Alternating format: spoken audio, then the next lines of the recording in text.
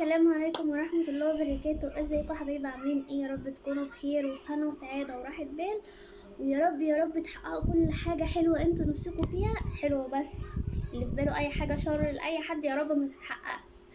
طبعا عاوزة اقول لكم ان انتوا وحشتوني كتير كتير كتير، ووحشتوا ماما سلوى كتير. طبعا يعني انا طالعه النهارده اتكلم معاكم شويه، يا ريت تسمعوني لاخر الفيديو ومحدش يتخطى اي كلمه من الفيديو. انا بقول لكم اهو، واللي لسه مش مشترك في قناه امل اسعد يشترك، واللي لسه مش مشترك في قناه جمهوريه ركان ابن امل اسعد يروح يشترك. طبعا يا جماعه انا حابه اشكر كل حد نضيف وقلبه نضيف بيكلمني سواء خاص او في التعليقات. بشكر كل حد بيحبني، بشكر كل حد بيحب ابني. عاوزه اقول لكم ربنا يخليكم ليا وربنا يديمكم في حياتي، وانا مش عارفه اوصف حبي ليكم ازاي ولا اوصف اللي جوه قلبي، ويعني عاوزه اشكركم من هنا لاخر العمر والله. عشان في ناس كده بتديكوا بكلامها، وكلام فعلا بيبقى طالع من قلبها، بيديكوا كده طاقة إيجابية، يعني بيحسسكوا إن انتم تحبوا الدنيا، وإن ما في حد جنبك كده حتى لو بعيد. فربنا يخليكوا ليا وما يحرمنيش منكم أبدا يا أحلى ناس في الدنيا. طبعا انا يعني ايه لابسالكوا كده حاجه على السريع وطالعالكوا عشان ايه انا مستحلفه للفئه التانية. طبعا انا بتكلم عن حبايبي الحلوين الطعمين اللي بيحبوني وبيحبوا فهد. طبعا انا لا ببص لاي حاجه سلبيه. تعالى قول باي. يلا اقول لهم باي. شوفوا ايد فهد. يلا. شايف ايدك حلوه؟ يلا بص لهم يلا. هتبص. طبعا يا جماعه انتوا عارفين امل اسعد لو بتطلع تقول لكم امل اسعد، انا امل اسعد. انت ايه؟ انت اسعد. اه. بصوا يا جماعه، طبعا اللي عارفني واللي متابعني من زمان، مش من زمان قوي يعني، عارف ان انا ما بحبش اطلع اعمل لكم اي حاجه سلبيه، ولا اي فيديو سلبي بطلع اتكلم فيه، ولا اي حاجه اصلا وحشه اطلع اتكلم فيها، ولا تعب ولا حاجه حصلت لا قدر الله في حياتنا يعني. ما بحبش اتكلم في اي حاجه شخصيه عموما. ما بحبش ان انا اطلع اعمل حاجه سلبيه. انا معايا فيديوهات تقريبا من سنه لسه ما نزلتش على القناه، فانا مش كل حاجه بنزلها لكم. تعالى هو فهو، عاوز يسلم عليهم. تعالى سلم عليه. تعالى اشيل. مش عاوز. يلا قول لهم يلا. بص لهم يلا في التليفون يلا لهم. فهد. لا قول برقوق. انتي برقوقه. يلا قول لهم يلا لايك وحطوا لايك لأمولة يلا. حطوا لايك لأمولة يلا عشان نتكلم مع الناس. اسعد العراقي. انت فهد اسعد العراقي؟ لا. انت ايه؟ انت اسعد العراقي بس. معانا واحد منتحل شخصية ابويا فهد. طبعا يا جماعه ماما على فكره انت قاعده وما سلمتيش على جمهورك العريق. انا رايحه جايه من حبايبي اللي وحشني، اللي بحب تعليقاتهم، اللي كل حاجه حلوه كل حاجه حلوه. ربنا يخليكم لامل ويخليكم لركان يا رب، ودايما كده ان شاء الله في ظهرها بعد ربنا. طبعا يا جماعه والله إن شاء العظيم الله. انتوا اهلي، يعني انا مش معتبراكم ان انتوا حد تالت، لا انتوا بعد ربنا على طول مع اهلي. يعني انا بعتبر ان اهلي يعني ربنا طبعا، ثم ربنا بعد كده اهلي. انتوا بقى من ضمن اهلي، مش من ضمن بقى الناس اللي بتتابعني وكده، لا انتوا اهلي بجد والله. معتبراكم جزء من عيلتي فعلا. يعني كل يوم تطمنوا كده عليا على الواتساب وعامله ايه، وكل الناس بتحبني يعني. واللي بيبعت لي فيديوهات لفهد وعاملها وتعبان فيها، واللي بيعمل لي فيديوهات وبيبعتها لي تشكري ويكتب لي سارة كلام طبعا. حلو. وساره حبيبتي شكرا على الفيديو الجميل، وهيام حبيبتي شكرا على كلامك الجميل. كلهم بصراحه. بصوا كله انا مش عاوزه والله اقول ريهام يا ربي كله كتير. كله نعمة، وكل الناس بحبها يعني. مش متخيلين كم الرسائل، مش بلحق اصلا ارد على الناس، لا في التعليقات ولا يعني بحاول على قدر الامكان ان انا ارد على الكل. حتى لو انتم ملاحظين مش هتلاقوا ولا تعليق واحد مش برد عليه. فانا يا رب يديم المحبة دي بينا يا رب. نيجي بقى يعني الناس اللي قلوبها مريضة، يعني انا مش عارفة اقول عليها ايه بصراحة. يعني ربنا يهديهم وربنا يشفيهم، ومفيش كلام غير كده ان انا اقوله. يعني ناس فعلا فعلا مريضة. يعني اللي عارفني عارف ان انا فتحت قناة لابني اللي هو جمهورية ركان، لسه مشتركش يروح يشترك هناك.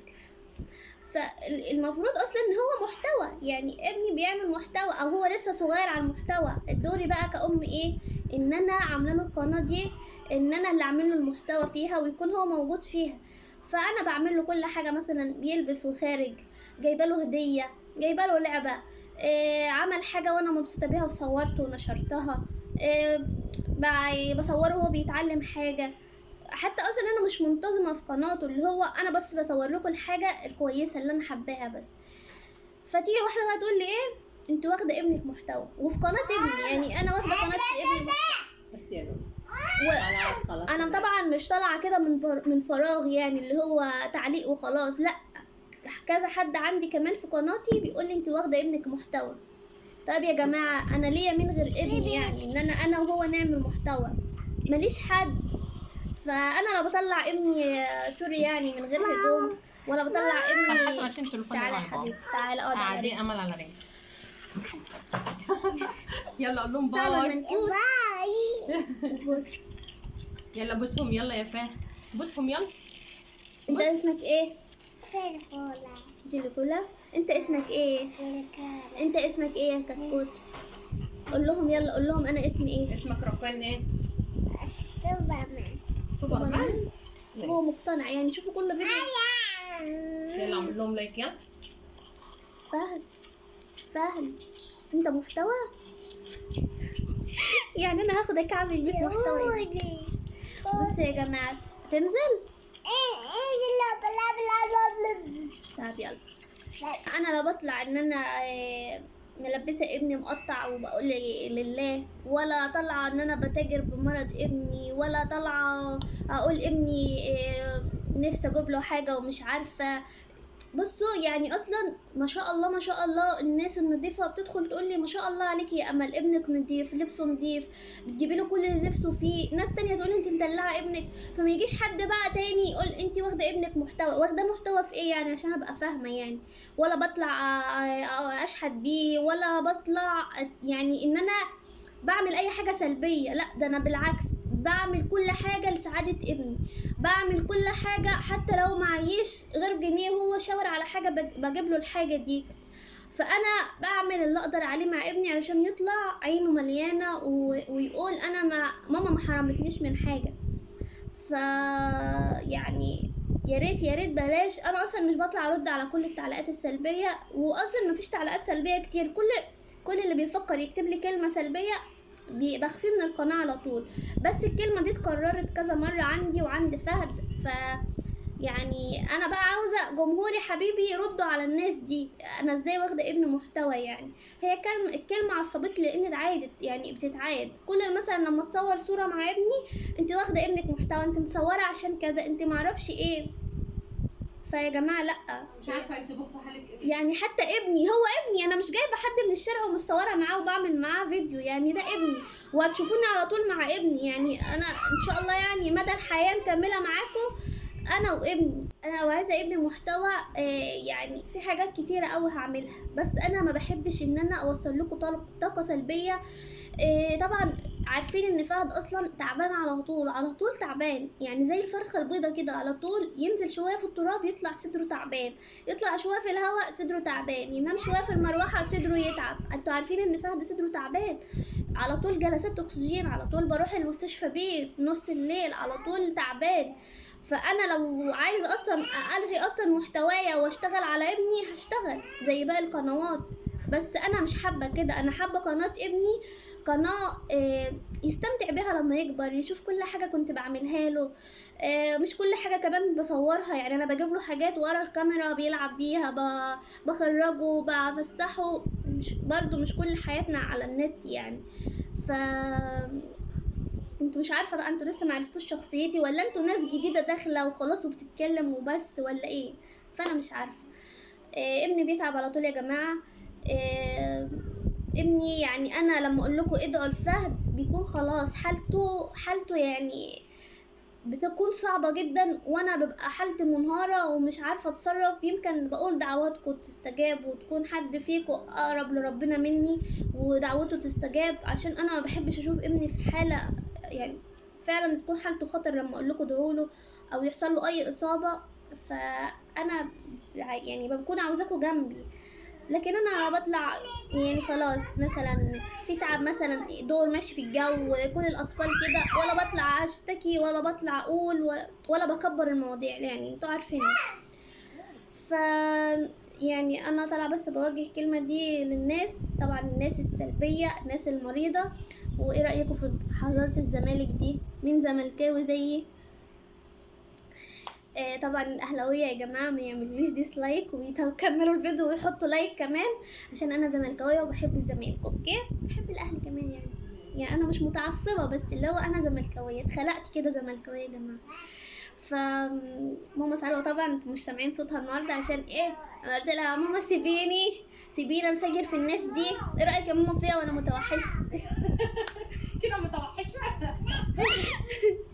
بصوا يا جماعه، انا مش عايزه بجد، ابني ده خط احمر، مش عايزه حد يتكلم كلمه عليه، علشان انا اللي هطلع لكم. ابني يعني زي ما ماما سلوى كده بتطلع ترد على لساني، انا هطلع ارد على لسان ابني، عشان ابني ده انتوا متعرفوش انا فهد ده بالنسبه لي ايه.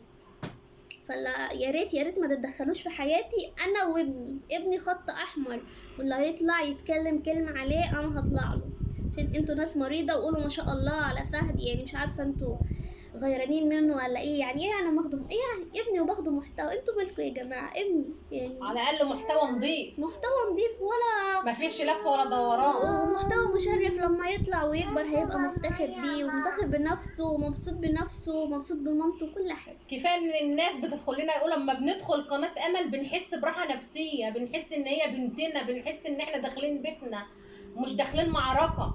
صح، لان انا طالعه لكم اصلا من قلبي. انا طالعه دلوقتي ويعني اللي هو ايه، لفيت الطرحه كده وقعدت على الكرسي، ما اعرفش انا هقول لكم ايه اصلا، بس طالعه اشهدكم على الناس دي. واصلا يعني الناس اصلا انا ما بحبش انزل مستوايا لحد، يعني ان انا انزل مستوايا لحد اصلا زي ده. ففي ناس كتير بقى غير ان هم يقولوا انت عامله ابنك محتوى بيكملوا بقى بقيه الجمله، فانا مش عايزه اجيب سيره حد او ان انا اتكلم عن حد. فبلاش يا جماعه ابني، وبلاش تدخلوا ابني في اي حاجه. انا ابني ربنا يخليني ليه ويخليه ليه يا رب، ويبارك له في عمره، واقدر اعمل له كل حاجه، واكون له الاب والام والسند والظهر وكل حاجه هو بيتمناها، وما يكونش ناقصه اي حاجه. ويا رب كده لما يكبر ويعرف ان انا تعبت علشانه يكون هو سندي وظهري، وده اللي انا بتمناه من ربنا، وبعمل اللي عليا دلوقتي بكل اخلاص وبكل فرحه وبتعب معاه، بس انا عارفه ان ربنا في الاخر هيقف جنبي وابني هيكون في ظهري وسندي. فبالله عليكم بلاش ابني يا جماعه. اللي عنده كلمه حلوه يقولها، اللي عنده دعوه حلوه يقولها. يعني مستنيه تعليقاتكم الحلوه يا جماعه، مش عايزه اطول عليكم اكتر من كده، توحشوني طبعا. وطبعا ده اول واخر رد للناس المريضه دي، عشان اصلا زي ما انتوا عارفين ان انا ما بنزلش مستوايا للناس دي ولا بنزل لهم، هم اللي يطلعوا لي يا جماعه ويتفرجوا عليا ويردوا عليا، عشان انتوا كده، انتوا يعني بصوا كده كده عارفين كده. فيعني ده فخر ليا ان انتوا تكونوا كده متغاظين وداخلين تسمعوا فيديوهاتي، وكمان تكتبوا تعليقات وتخلصوا النت بتاعكم في الفرجه عليا. فشكرا ليكم يعني برضو ان انتوا برضو ايه بتدوني مشاهدات. هتوحشوني كتير كتير كتير قد كده. وطبعا انا مش عارفه يعني الفيديو ده هينزل لكم امتى. هو انا صورته يعني، طبعا انتوا عارفين ان انا الفيديوهات بتبقى معايا وبنزلها على مراحل. عاوزه بقى كده ايه كلام حلو ولايكات كتيره، وهتوحشوني كتير كتير كتير.